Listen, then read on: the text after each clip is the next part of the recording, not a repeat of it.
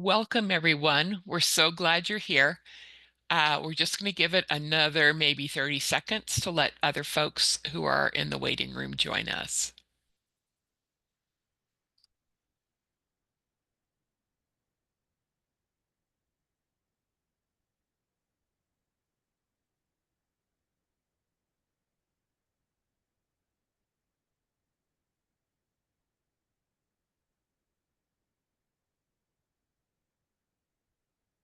Okay, welcome to Empathy and Clarity, Hallucinations and Delusions in Dementia. Please advance the slide. It's my pleasure to introduce to you Tami Anastasia. Tami is a dementia consultant, educator, and speaker. She's also the author of the acclaimed book, Essential Strategies for the Dementia Caregiver, Learning to Pace Yourself. Tami holds a Master of Arts in Counseling, a certificate in Gerontology, and a certificate in End of Life. She's also a certified senior advisor. For more than 30 years, Tami has provided counseling services, dementia guidance, emotional support, and care strategies to family and professional dementia caregivers. She also facilitates twice monthly support groups. Please join me in welcoming Tami. Hello, Sally. Thank you. And thank you, everybody, for joining us today. Today, we're going to talk about and focus on delusions and hallucinations. And I'm going to begin by going over a few symptoms that dementia causes. Number one is due to cognitive decline, memory loss, and brain changes, hallucinations are going to occur. So what are hallucinations? They are false sensory experiences caused by the brain distorting information. So what happens is the brain, it involves one or several different senses, and the brain makes up things that aren't there. So those are hallucinations. Then we have what is called delusions. Delusions are false beliefs based on misinterpreting reality, and the person living with dementia believes they are true, despite evidence showing there's no truth to what they believe. So right now, think of hallucinations as false perceptions, and delusions are faulty thinking, faulty distortions, but they're false beliefs. But they're false beliefs that they truly believe. Then we have what is called Capgras syndrome, and this is considered a delusion. And Capgras often happens with people with Lewy body dementia and or Parkinson's dementia. And it is a delusional disorder characterized by the belief that a loved one has been replaced by an identical imposter. So it's just good to know what this term is, because I know sometimes we hear imposter syndrome, and it's also considered Capgras syndrome. Another condition that occurs as a result of cognitive decline and dementia, they're called illusions. And illusions are altered or mistaken perceptions of real things due to decline in sensory processing. So what you need to know about illusions is there's real stimuli that they're looking at. So they may see something, but their brain misinterprets what it is. So hallucinations and illusions, the difference between hallucinations and illusions is hallucinations, there's nothing, you don't see what they see. But an illusion, they might see a bed and all the covers are bunched up, and they'll think that it's a cat. So they will see a real stimuli. And that's what you need to keep in mind in terms of knowing the difference between a hallucination and an illusion. And then also what can trigger hallucinations, illusions, and delusions is what we call delirium. And delirium is something that can happen suddenly, and it causes severe confusion, and it's often triggered by illness or can be a side effect of medication. And it's usually reversible when treated, but it can worsen dementia. So today I'm going to focus on hallucinations and delusions, but I thought I would be doing a disservice if I didn't share with you these other things to keep in mind because they're very much related. All of these things happen as the brain distorts reality. So it's just good to know that these other things contribute to distorting the reality. So let's talk about next. What are hallucinations? So again, they're sensory experiences not based in reality. But what you need to remember is that the person living with dementia experiences them as being real. So what happens is dementia distorts time, perception, memory, and sensory processing. All of these things can contribute to hallucinations. They're going to contribute to delusions as well. So there's certain types. It involves 5 of our senses, and you can have different hallucinations. Visual hallucinations are the most common, and they tend to see animals and children the most when it comes to visual hallucinations. Then we have auditory, and that is hearing sounds or voices. So they'll hear sounds or voices that you don't hear. And this is what we call auditory hallucinations. Then olfactory, smelling odors. And the 2 most common odors they'll smell are going to be something's burning or smoke.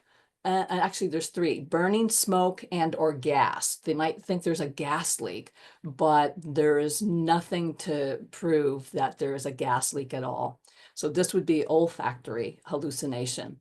Then we have tactile, and that's feeling sensations. And the most common one I hear in my private practice is that they'll think bugs are crawling on them, either on their skin or under their skin.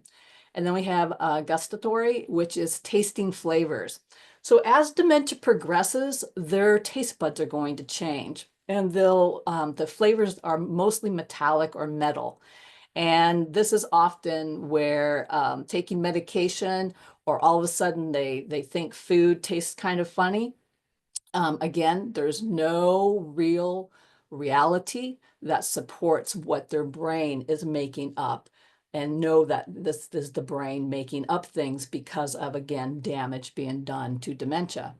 So even though we know they're not real, what you all got to keep in mind is hallucinations are real to people living with dementia.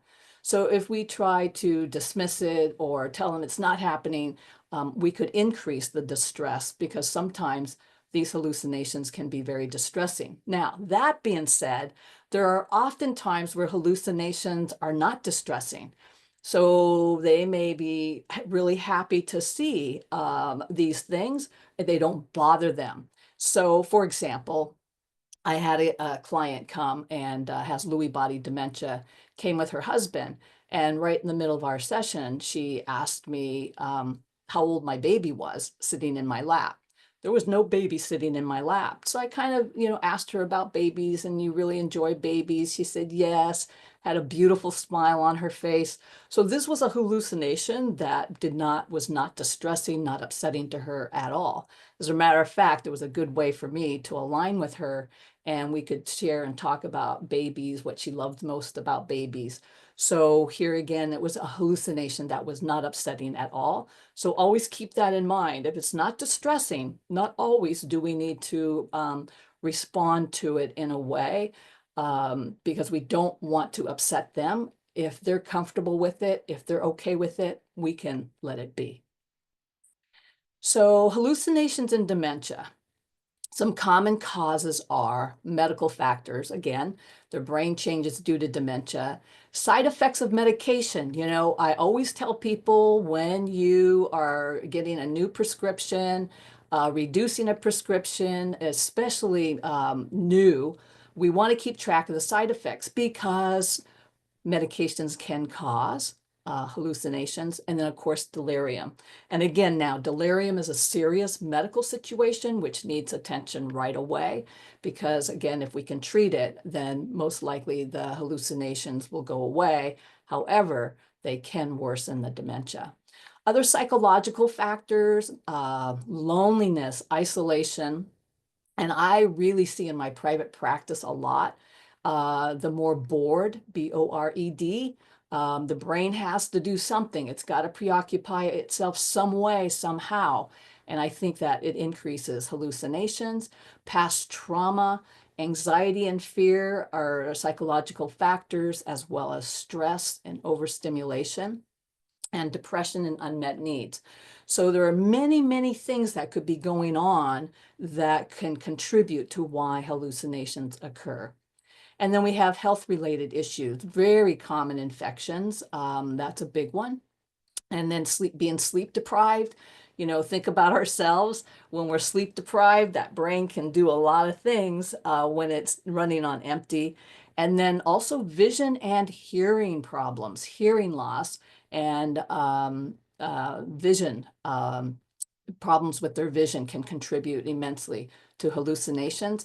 And then again, I mentioned there's changes to taste and smell, and they become very sensitive to touch. Their skin gets very, very sensitive.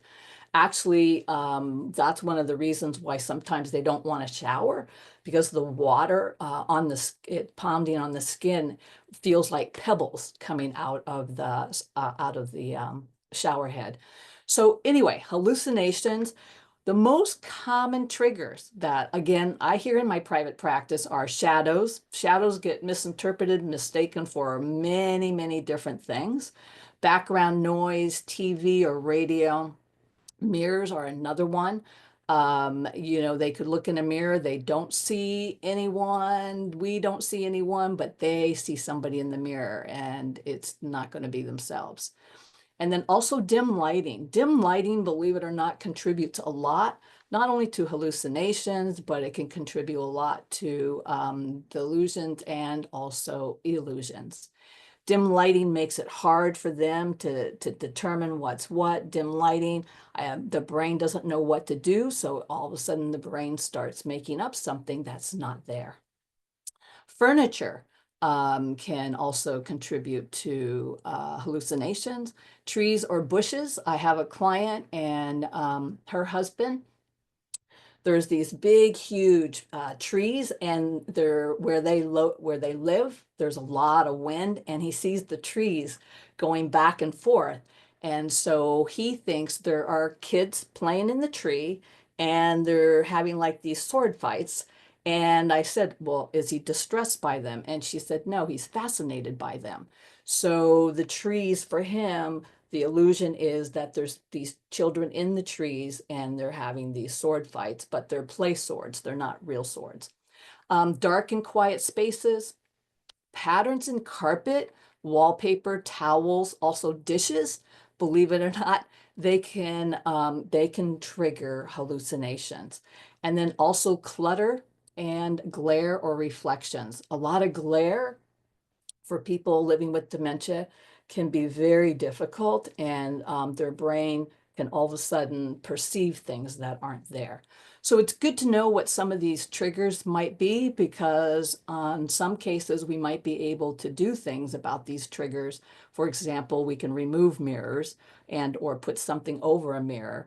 And then shadows, one of the ways we can control that is, especially when the sun is setting and we see shadows, we can actually cover the drapes, make sure there's no shadows that come in through the light. So anyway, good to know what some of these triggers might be. So how do we deal with hallucinations? First and foremost, we always have to assess the safety of a person, because a hallucination could be so distressing and so disturbing that they or you could be in physical danger. Safety becomes an issue. So the other thing you want to determine is a response needed? If they're not distressed by it, we may not need to respond to it. But the other thing you really do want to do is don't be afraid to get more information. Be curious and explore. What is their perception? What is going on? What do they see? And again, part of that is we need to gather information, because gathering information is going to help tell us maybe how to respond. But I'm also curious because I'm trying to decipher, again, is it a hallucination? and there's things that are nowhere to be found, and they're seeing things that aren't there or hearing things that aren't happening? Or could it be an illusion that their brain's misinterpreting something they see that is real, but the brain's misinterpreting that information? So it's good to kind of be curious and explore a little bit, ask more, let them share, because the more they can share with us with what's happening, the more I can align with them, the more I can enter into their reality and know how to bring comfort and reassure them. So the things we want to do in terms of responding. So we do need to acknowledge what they are telling us. So I'll often say, thank you for bringing that to my attention. Thank you for letting me know that. I need to acknowledge they're telling me something that's super, super important. And especially if they're distressed about it, then I know my job is to find a way to bring comfort and reassure them that they're safe and they're going to be okay. Then we do have to validate their feelings and provide, like I said, a reassuring and comforting response. Validating doesn't mean right or wrong. Validating means I need to hear what they're saying. I need to repeat back to them what I hear them telling me. Let's go with the children in the trees. Oh my gosh, you see children in the trees. What are they doing? Are they laughing? Are they giggling? I need to acknowledge that I hear what they see. Be mindful of our nonverbal communication. If we have like, that's ridiculous, or we have an expression on our face, they're going to pick up on it immediately. And that actually can cause more distress. Our reaction can cause more distress. So you want to be very mindful. And this is what I like about being curious and exploring, because I'm showing interest. I'm not thinking, are you kidding me? There's nothing there. I am more interested in what their brain is doing with this information. So I look interested, I'm attentive, I'm interested. These are all ways of conveying to the person with dementia, I'm listening and I'm acknowledging. And then we do want to gently distract or redirect their attention. Some mistakes that people make is we forget to validate, we forget to acknowledge what they're telling us, and we just go immediately to the distracting. And that doesn't work as successfully. It's really important that we acknowledge, we validate, and let them know we hear what they're telling us, and then we can gently distract them. And again, by being curious and exploring more into their thinking and the way they feel and what they're seeing, what they're hearing, what they're tasting, opens the door for us to be more strategic in how to possibly gently distract or redirect their attention. And then we also, preventatively, we do want to identify and remove any environmental triggers. Now, with the trees, there's not a lot we can do with that. However, the swaying of these trees happened to be in a room that they spend a lot of time in. And so we just actually keep the blinds closed more, and especially on windy days. But if we can identify what the environmental trigger possibly could be, then we can do something about it to hopefully decrease, minimize, or reduce the hallucinations somebody may experience. And then one of the things that's super helpful and beneficial is to provide a consistent routine. Here again, it's very difficult for someone living with dementia. As apathy sets in, it becomes very difficult to self-motivate. So the tendency is to just sit there and not know what to do with themselves. And here again, we all went through COVID, and we have to keep our brain active and engaged. And the more active and engaged it is, the less room there is for the brain to run away and do all these things. So it's important to keep a consistent routine. Again, we get up, we have, breakfast, and then we do an activity, we have lunch. But that consistency for a person living with dementia is very important. And that engagement, that we keep their brain engaged somehow, some way, because the brain is going to be preoccupied. The brain, it doesn't have a lot of room to spin. Whereas if I don't know what to do with myself and I'm sitting and my brain is bored, it's going to keep itself busy somehow. So we want to try to keep them as engaged as possible and maintain as much of a consistent routine as possible. Because once we change a routine, and if it's a drastic change, this actually could trigger hallucinations because it's so out of the ordinary for them that it can create a disturbance and it can create fear and worry, and the brain can start hallucinating. And then try to be as patient and flexible. There is no, I wish there was, but there is no perfect answer response, but you just be as patient and flexible. And again, if we focus on them and give ourselves time to understand them and truly hear them, we will automatically become more patient because we're truly trying to understand what their brain is doing. And then you do always want to, especially if they're increasing in frequency and intensity, we do want to rule out underlying causes like delirium, like dehydration.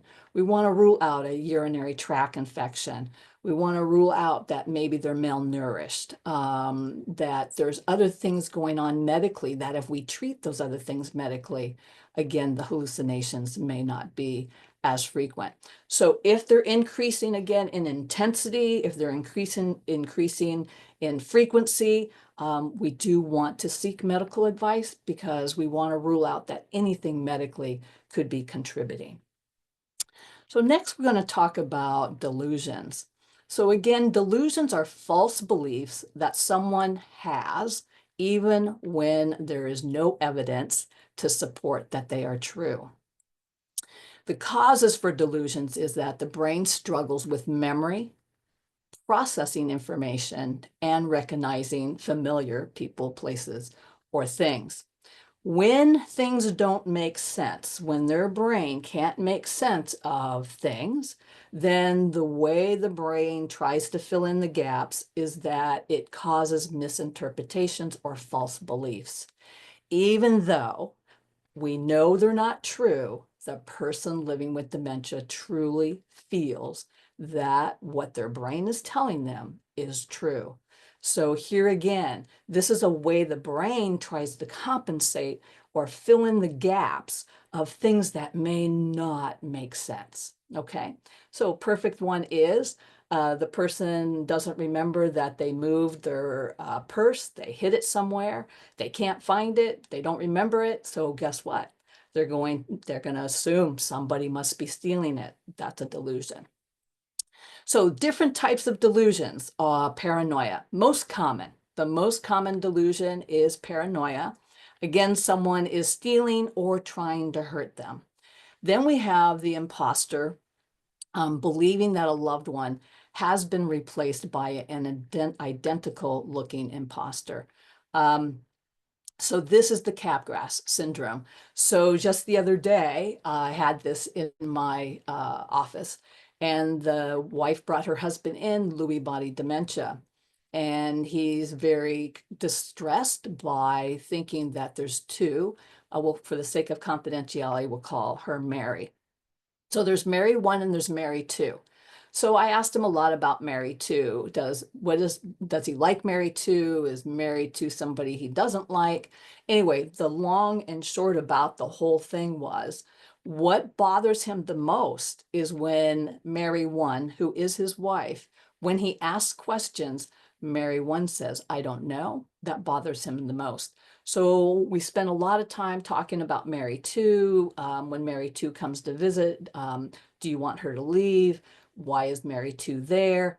So now I'm working with the wife and I have a lot more information to give her based on what I got from him as to help bring some reassurance and calm when he is dealing with the imposter syndrome. Infidelity, I hear this a lot, unfortunately, where they will accuse their spouse cheating on them. Now, one thing I do have to share about delusions, and this is something I do a lot in my private practice, is sometimes delusions can be based on a past experience. It's not an experience that happens now, but it can be based on a past experience. So one of the first questions I'll ask a client when they tell me that their loved one is accusing them of having an affair or cheating on them, I will simply ask, by any chance, if especially by any chance, did anybody cheat on them in their past? And I have to say, a high percentage is yes. So sometimes where it becomes a delusion, it's not currently happening. So the brain takes this past experience, and now the past and the present become very confused. And now the delusion is, you must be cheating on me. And it might have happened 30, 40, 50 years ago. So you kind of want to keep that in mind as well, that sometimes delusions can be because of a past, a historical experience, but it's a delusion now because it's not currently happening. Misidentification, that we see a lot, object misidentification a lot as well, where they'll misidentify what an object is. And I must say, when I do hear object misidentification, that is a time where I really recommend that clients lock up any toxic liquids, keep anything, lock up knives, baby-proof things, because once misidentification occurs, they may go for Clorox thinking it's Sprite. So once we hear misidentification, then we do have to take safety measures. One of the common ones I hear is that if they have a coat rack and they see the coat hanging, they may believe it's a person that is standing in the corner.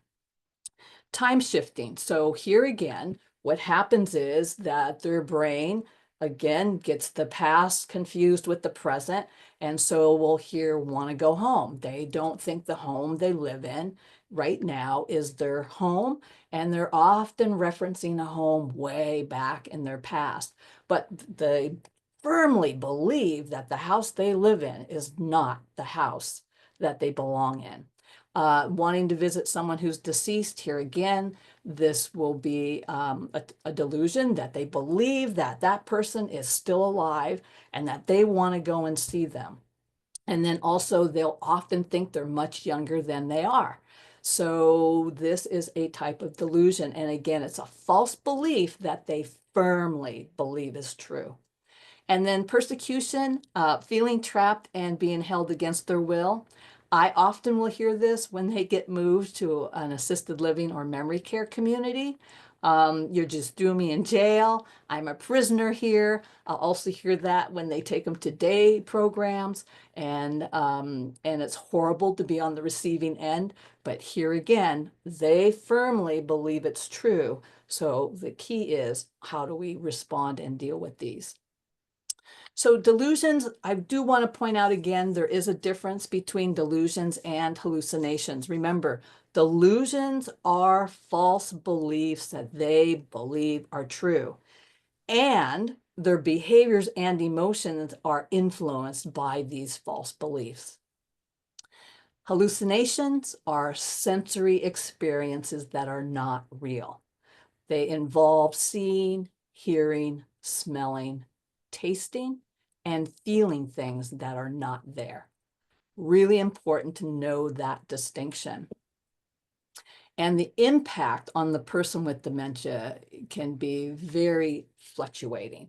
A lot of times, if it's distressing in any way, there's a lot of fear and concern, and they're worried. Anger, agitation, these are all going to be behaviors that will manifest themselves if, again, they're seeing things that are distressing, or they have these false beliefs that are very upsetting. What happens in the relationship with the loved one or the person taking care of them, it really can strain the relationship, and it can become a trust issue. But it becomes a trust issue mainly because if I don't respond and I start dismissing, or I'm telling them something they don't want to hear, and I'm telling them what they're seeing isn't true, that starts to build up distrust, and which is why we have to be very, very receptive and thoughtful in how we respond, because that creates tension between the relationship. I may already be paranoid, and now that's going to fuel the paranoia if you start telling me something that I don't believe is true. And then they'll start blaming things, right? I have a lot of clients, they're so upset that their loved one is accusing them of this and that. And then I have to really work with the caregiver and say, this is their brain is damaged, and it's an accusation. I mean, let's think about all of us really quick. When we move something, I'll use myself, I file things sometimes and I think, oh my gosh, where did I file that thing? I can't find it. I can't remember where I filed it. But what I remember is I am the last one who had it. But imagine I don't remember having the paper. Imagine I don't remember having that file. My brain's going to think, well, if I didn't move it, the default is someone else must have. So the brain's going to default and accuse you of stealing it because I don't remember I was the last one that had it. Delusions occur because of memory loss. Delusions occur because of, again, memory loss and confusion and disorientation. So we always want to be very, again, to the best of our ability, empathetic as to what is happening inside the brain that's causing them to believe this, to say these things, to see these things, to hear things. Challenges are getting help, right? Now it becomes really hard. They can become very resistant or very hostile in terms of being receptive to care. And so we have to be very strategic in how we approach them and how we are going to work with them rather than force them to do things, and try to force them to believe things that they don't believe are true. So it requires a lot of really truly understanding and aligning with them. And again, go back into exploring and trying to understand what's going on inside of them that will help equip you on knowing how to navigate and maneuver and deal with these changes. Safety is always, always number one, because if they act on a hallucination or a delusion and they really think it is something that is super scary, they may do something where your safety or their safety is in jeopardy. One thing that comes to mind is I had a client, and before they went to bed, they were watching a nature show. And the last thing that was on the nature show was crocodiles. So they turned off the light and they went to bed. And about 5 minutes later, her husband flew out of bed and said, "Oh my God, we got to get out of the house. There's crocodiles that are trying to eat us." And he went flying out the front door. So here, safety that's a good example of where we always have to think safety, safety, safety. So fortunately, we were able to catch him, and it was like 2, 3 in the morning, and pretty upsetting.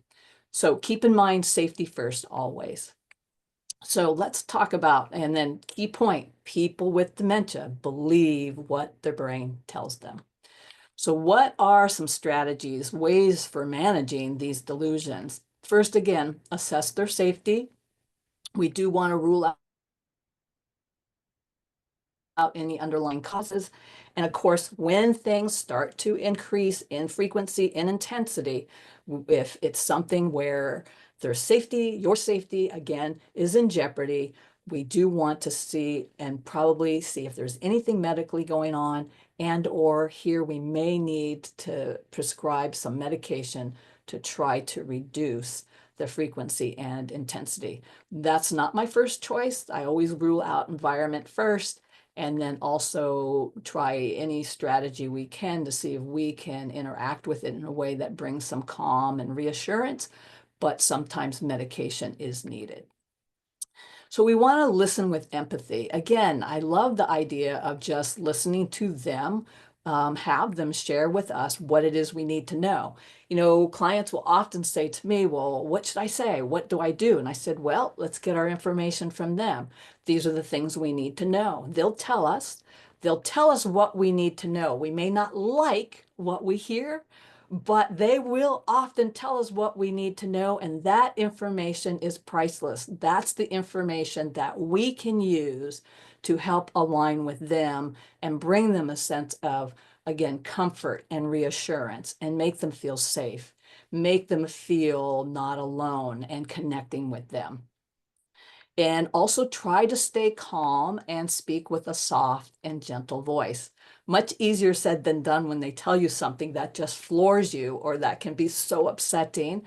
But again, try to be as calm and speak softly and gentle because they are super sensitive to our body language.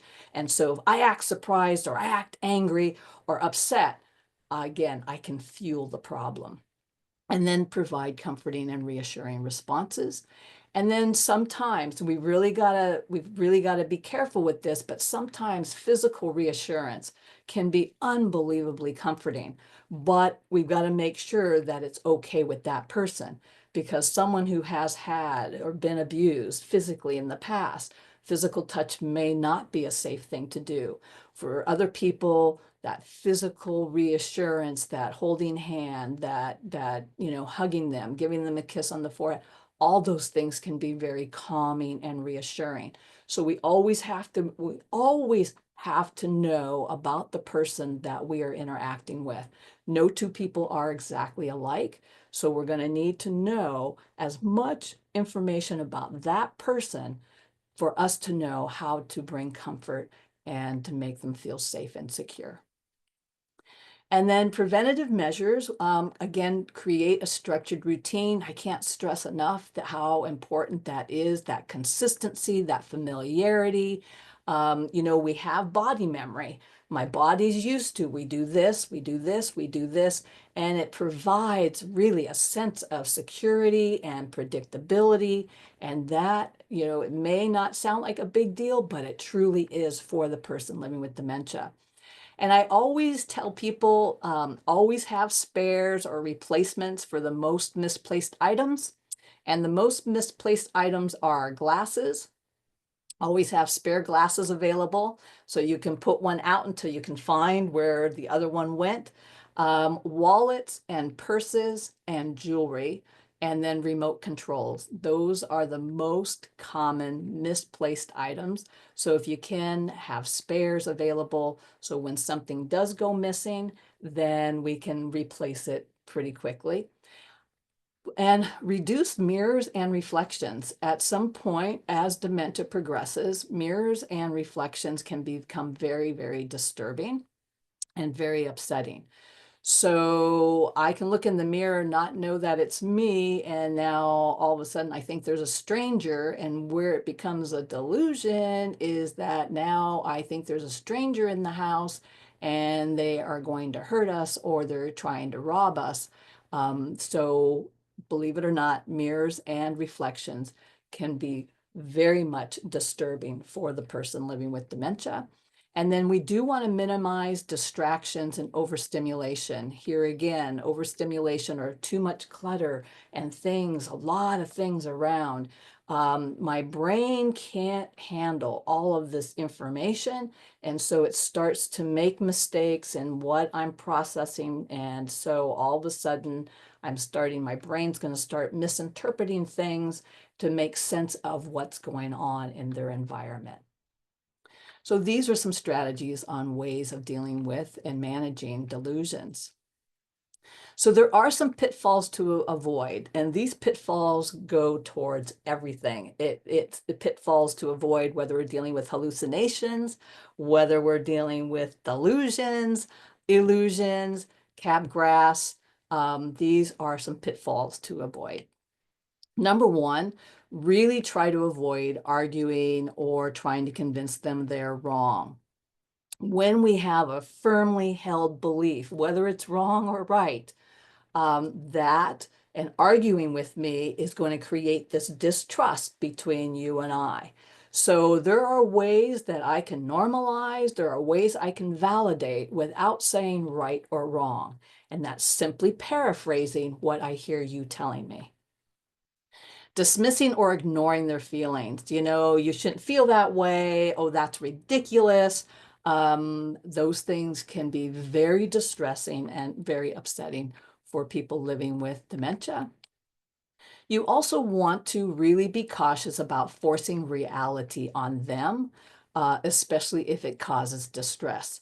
So the client I was telling you about, her husband was asking everybody in the complex and where they live, do you see those people in the trees? Do you see those people in the trees? And people would say no. And he would get very upset. So then he would go to his wife and he'd say, do you see those people in the trees? And she'd say no. And then he got very upset with her. So I worked with her for a while. She says, well, I don't want to lie to him. I worked with her for a while to say, the response she came up with was, I may not see what you see, but it's super helpful when you tell me what you see so I understand what you see better. So these are ways we can respond that can be very comforting and reassuring. And then also be careful when we react that we don't react with anger or fear or shock or frustration. Again, easier said than done, especially with my family caregivers when they're being accused of things that they haven't said or done. And we have to work through that anger because immediately they want to react.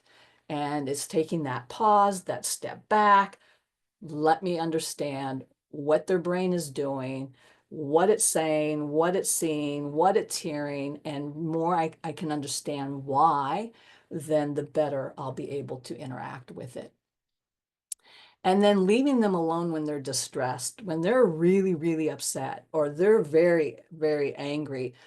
Yes, we've got to determine if it's safe to stay in the room. Sometimes we can walk away, we come back in, and they have no recollection of what happened. But sometimes walking away can make them more angry.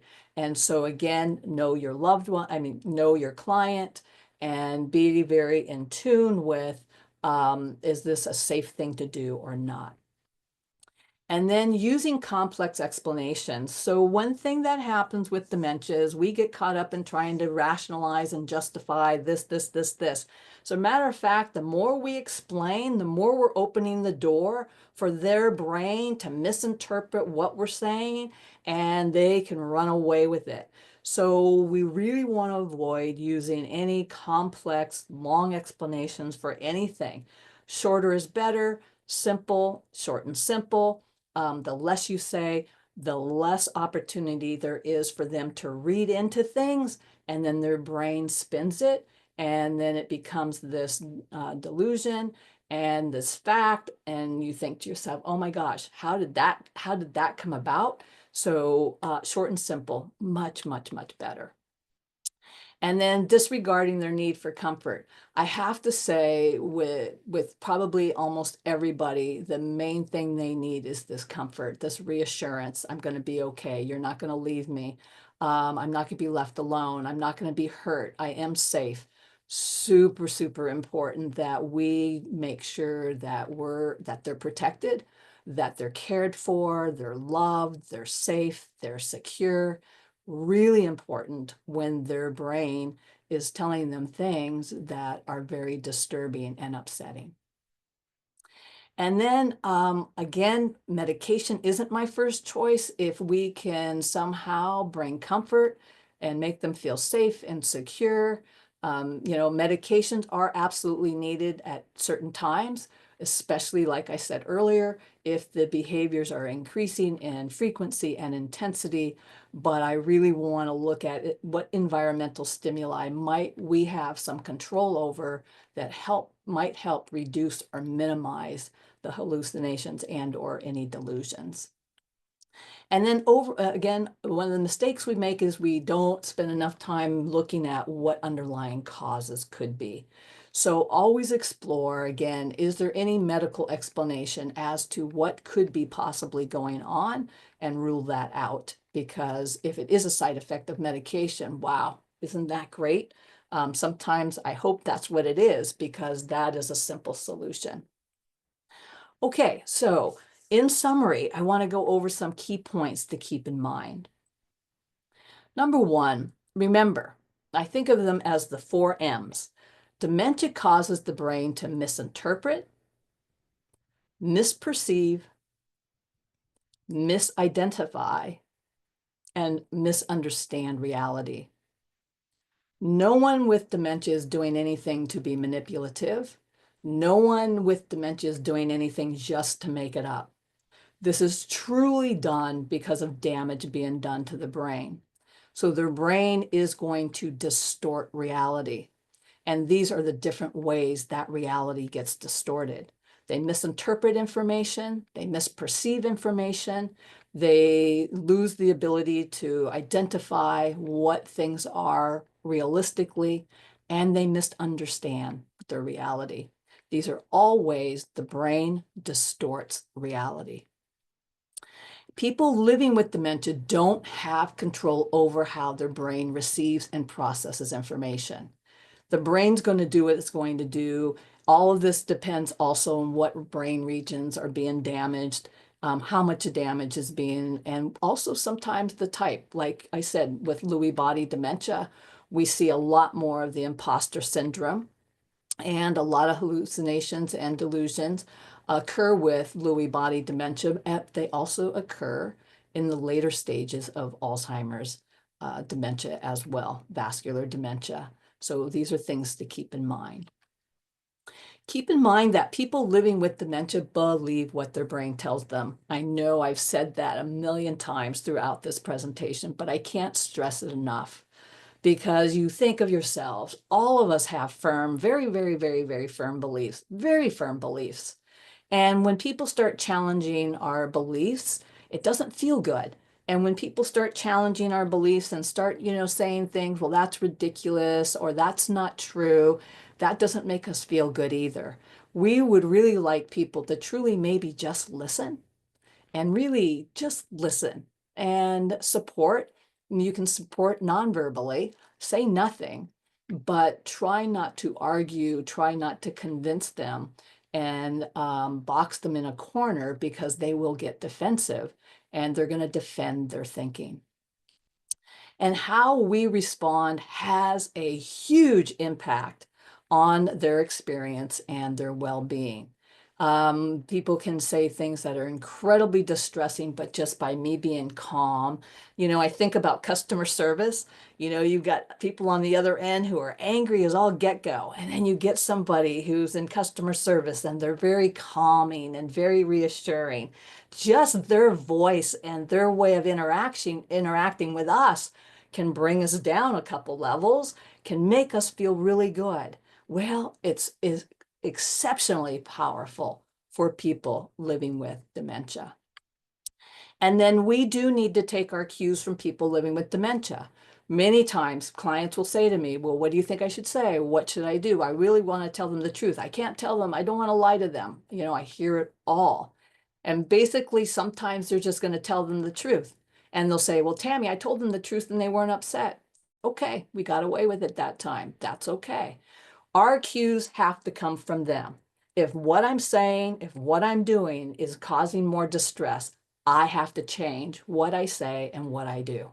I'm going to have to change my approach. As long as they're okay, and if I can get away with telling them the truth, and we don't have a reaction that is angry, it doesn't increase agitation or anxiety, and it doesn't make them distrust me, then we're okay. But if I get a reaction that is causing a lot of distress, emotional anguish, and anger, and it's creating friction in our relationship, I'm going to change. So our cues are going to have to come from them, because I'm going to interact with you, and my goal is to interact with you to try to not create more upsetting things and be able to align with you. Then I'm going to need to see how my reactions, how my responses are affecting you. And when we have no adverse reaction, we're good. When we have an adverse reaction, we have to change. And then, we'll do the best we can, be respectful, kind, patient, and understanding. Again, easier said than done. And we're not going to be perfect. I've put my foot in my mouth a few times, and I always say, what can I learn from this? What can I learn from this? What can I learn from this? So be respectful, kind, patient, and understanding. Okay, so one more thing I'm going to do that I'd like all of us to do together, actually, is I'd love for all of us to read this quote And then as soon as we're done with this quote, I'm going to turn it back over to Sally, and then I'll take some questions. Okay, on three, would all of you read this quote with me out loud? One, two, and three. The The closest thing closest thing to to being being cared cared for for is to is care to for care for someone someone else. else. Okay, thank you all. And now I'm going to turn this back over to Sally. Thanks so much. I just wanted to wrap up my portion of this by talking a little bit about what Tami can do for you. If you are part of a care community, she does fantastic in-service trainings for your staff. If you need help with families who might be hesitant about moving their loved one into a care community, she does family counseling and coaching. If you, as a professional caregiver, need help with strategies and techniques, she's there for that as well. Can you please advance the slide? So when might you need Tami's services? Well, maybe one of your families is in conflict, or maybe one of your clients needs some stimulation and you'd like to bring Tami in the local area, which is the Bay Area of California. Maybe you need some resources or some referrals. And again, maybe your staff needs some training. Tami is there to deliver that. Can you advance one more time? And ahead of today's presentation, we did a drawing. And Karina Savella, you will receive a free 30-minute consultation with Tami, and I will be in contact with you after the presentation to let you know how you can make that happen. Okay, and then Tami's book, Essential Strategies for the Dementia Caregiver, is on Amazon. It is also on Audible. And I did drop the link into the chat, but I will do that again in a second. And then I think we are ready for some questions. Can you please stop sharing? Yes. We did Okay. have one question come in on the chat from Katie. Okay. Katie asks, can you distinguish between misidentification and hallucinations? Yes. So misidentification is going to be that they see something real. There's a real item. I see it, but my brain misinterprets what it is. A hallucination, there's no real stimuli. Hallucination is that I'm making things up that are not there. That is the number one distinction, right? Because misidentification is, well, I see this, it's a real stimuli, but my brain misinterprets what it is. So that's the real distinction. With a hallucination, always there's nothing real, there's no real stimuli. The brain makes this up from nowhere. And so that is the difference, because misidentification is I see something, but I don't know what it is. I'm misinterpreting what it is. Hey, let's see. Dana says, are clients who experience a particular delusion or hallucination often prone to have the type of hallucination change drastically to something new? So remember, your brain is shifting all the time, right? So my brain is just going to make up anything it's going to make up when it doesn't make sense to me. And so hallucinations can shift anytime, right? What I find truly interesting is in my private practice, when there's something that is repeatedly, and I always have my clients tell me as much detail, like I want to know verbatim what they're saying, what they're describing. Because sometimes, as I said earlier, could it be something that happened way in their past that is now being relived, but it doesn't fit the present day, but somehow in their past? So we have unresolved conflicts, we have unresolved emotions, we have things that have been done to us that have been very traumatizing in our past. When I have brain functionality, I can repress those memories. Once I get dementia, those memories could be relived. And so now, what does my brain do with that information? So if I hear a particular theme, I'm going to go searching to get more information about it that might help me to understand what's happening better. Thank you. Um, Katie asks, with hurtful or upsetting accusations like a caregiver stealing, whoops, sorry, I have to scroll back up. Can you give some examples of how to respond? Yes. So it's hurtful. Let me tell you, it's hard being on the receiving end. It is just brutal. But here, what I like to do, first I'll have to acknowledge, oh, I'm so sorry. We got to make sure that we protect your jewelry or we'll protect your money. Money. You notice how it became a we thing, that we're going to work on this together? That, wow, you think so and so is stealing? Well, um, if it's the caregiver themselves, I will just say, oh my gosh, I'm so sorry. I misplaced that. I'll work on not doing that again. Let's make sure your money is safe. Let's make sure your jewelry is safe. But I'm going to try to align with them to help them feel they've got some control in the problem solving process with me, to reestablish that trust, right? Oh my gosh, I'm so sorry that happened. Let's make sure your money's safe. Let's put it in a safe place. They need to know our responses have to bring that comfort and that reassurance that we're protecting them and that they're safe. So that's how I would massage that one. Thank you. Shuji says, I have not seen hallucinations with taste and smell. Do you have information on the percentages of each, seeing, hearing, touching, smelling, and tasting? I don't have percentages on that. Everybody's different, but I can tell you the two that are most common is the seeing and the hearing. So the auditory and the visual. Those are the two most common. We don't, as far as percentages go, the other ones are a little less, but they happen. But the two most common are the visual and the auditory. Okay.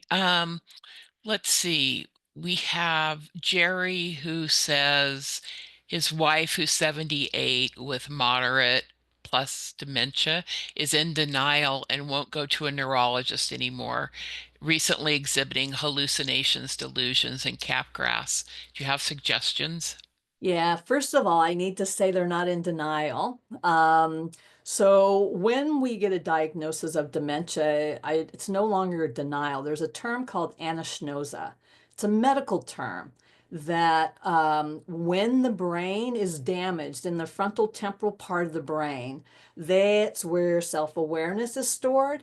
And once we have damage in that part of the brain, nothing in the world's going to get me to see what I can't see. They might have been a person who was in denial pre-dementia, but once we get a diagnosis of dementia, I never assume it's denial anymore, because brain damage is occurring. And you also have to keep in mind, by the time they get a diagnosis, they've been symptomatic for 3 to 8 years, right? So can you imagine what's been going on in this brain the whole time? And now it's not denial. So in that situation, if that was a private client, we'd come up with some pretty clever ways on how to get him to the doctor. But telling him we're going to the doctor and trying to convince him to go to the doctor is going to create such tension between the relationship that we don't go that route. Yeah, we'd be very strategic and come up with some way. But right now, try to get denial out of your vocabulary. Once we get a diagnosis of dementia, brain damage is occurring. So I'd rather you think of it in terms of anosognosis, anosognosia, Anogosonia. Okay, and you Okay. also win the spelling bee for the day. Okay, we have a final question before Okay. we hit well, we are at the top of the hour. We'll still take a final question from Dana. Okay. How do you or do you distinguish between schizophrenia and dementia hallucinations? That is a great question. If they have been diagnosed with schizophrenia, And then we add dementia into the picture, it's schizophrenia and dementia. That is a very, very good question. That would require, again, here quite a probably testing to some degree, because now we're dealing with a mental health illness, schizophrenia, and brain damage. So I would first want to find out, do they have a diagnosis and do we have schizophrenia in the family?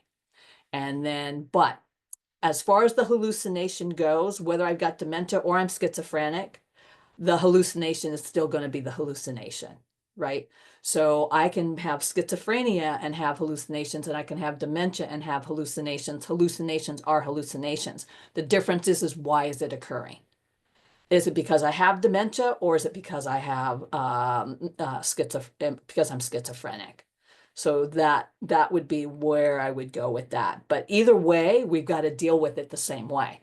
A hallucination is a hallucination. The only difference is what is causing it to happen, but I still have to respond and interact with it in the same way, whether you're schizophrenic or it's because of dementia. Okay, great questions. Wonderful. Okay, well, we're wrapped up for today. Thank you all for coming. We will be sending out a link with the recording. We'll probably get that out tomorrow or the next day, but probably tomorrow.